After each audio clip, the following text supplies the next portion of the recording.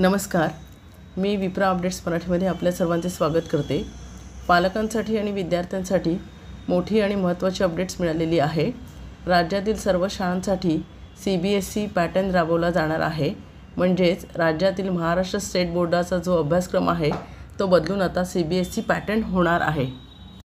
मुख्यमंत्र्यांच्या बैठकीमध्ये हा महत्त्वाचा निर्णय घेण्यात आलेला आहे. राज्यातील सर्व शाळांमध्ये CBSE पॅटर्न येणार आहे. त्यामध्ये राज्याप्रमाणे आवश्यक बदल करण्यासंदर्भात मुख्यमंत्र्यांनी सूचना केल्या आहेत. 2026-27 या शैक्षणिक वर्षापासून राज्यातील सर्वच शाळांमधून CBSE पॅटर्न राबवला जाणार आहे. एक वर्ग स्मार्ट वर्ग करण्यासाठी हा निर्णय घेण्यात आलेला आहे. शाळांना रँकिंग देण्यात येणार आहे. चालू शैक्षणिक वर्ष म्हणजे 2025-26 पासून फक्त पहिलीच्या वर्गामध्ये CBSE पॅटर्न सुरू होईल. म्हणजेच नवीन शालेय शैक्षणिक वर्ष जे आता सुरू होईल त्यामध्ये CBSE पॅटर्न फक्त इयत्ता पहिली करता शिकविले जाणार आहे. आणि त्यानंतर 2026-27 या शैक्षणिक वर्षापासून दुसरीपासून पुढे सर्व इयत्तांमध्ये संपूर्ण सिलेबस हा CBSEचाच असणार आहे.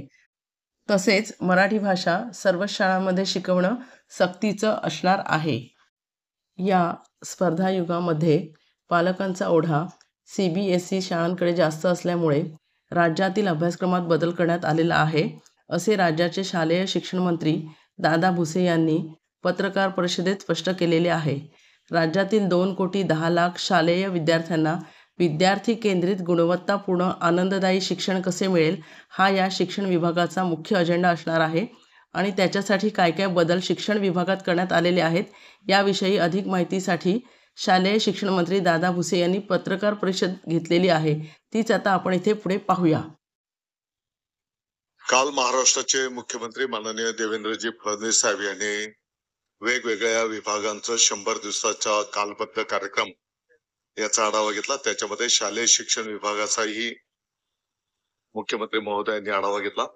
येणाऱ्या 100 दिवसांमध्ये शालेय शिक्षण विभागाच्या माध्यमातून आपल्या राज्याचं जे राज्यगीत आहे, गरजा महाराष्ट्र माझा, राष्ट्रगीताच्या नंतर राज्यगीत गाणं हे कंपल्सरी आहे.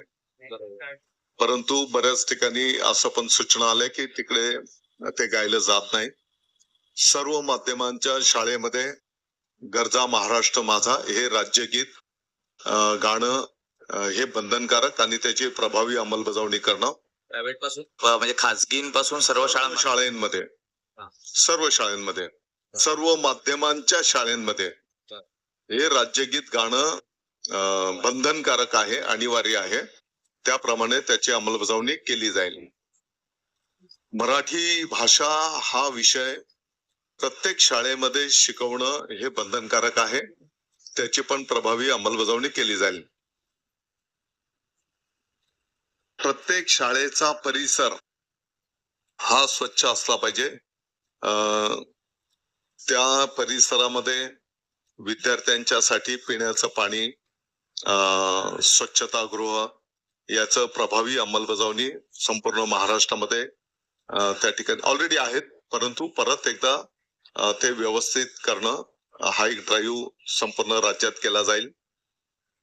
शालेय शिक्षण मंत्र्याच्या पासून तर आमच्या केंद्र प्रमुखापर्यंत प्रत्येक जण जास्तीत जास्त शाळेंना भेटी देऊन तिथलं पाहणी करणं आणि आपल्याला जे काही अपेक्षित आहे की पहिलीच्या विद्यार्थ्याला साधारणपणे अंकांचं माहिती प्राथमिक पातळीवरचं ज्ञान मिळालं पाहिजे.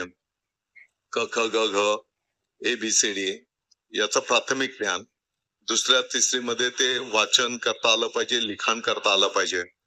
या दृष्टिकोनातनं आढावा घेतला जाईल. आणि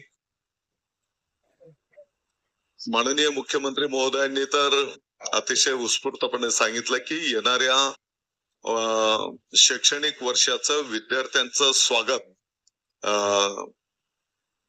म्हणजे प्रत्येक लोकप्रतिनिधीने करायचं.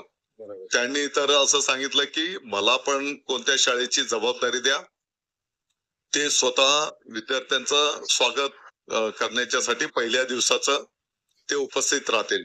तर येणाऱ्या शैक्षणिक वर्षाच्या पार्श्वभूमीवर संपूर्ण राज्यामध्ये विभाग जरी वेगवेगळे असले तरी प्रत्येक अधिकारी महोदय, प्रत्येक लोकप्रतिनिधी त्या शाळेमध्ये विद्यार्थ्यांचं, आमच्या चिमुरड्यांचं स्वागत करायला तिथे उपस्थित राहतील.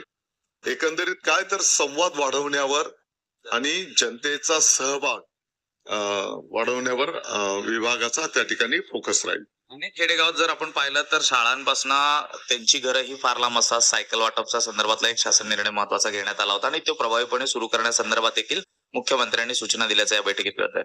मला वाटतं की त्या शाळेमध्ये भौगोलिक सुविधा पण आवश्यक आहेत.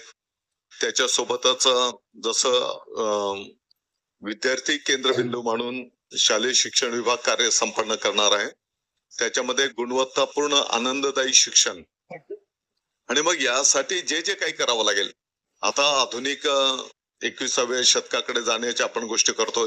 माध्यमांचा विषय आहे, तर त्या तंत्रज्ञानासह जमिनीशी नाळ पण तुटणार नाही याची पण काळजी आपण त्या ठिकाणी घेणार आहोत. आणि उद्याचा भारताचा तो नागरिक घडवताना त्याच्यामध्ये देशप्रेम या सर्व गोष्टी,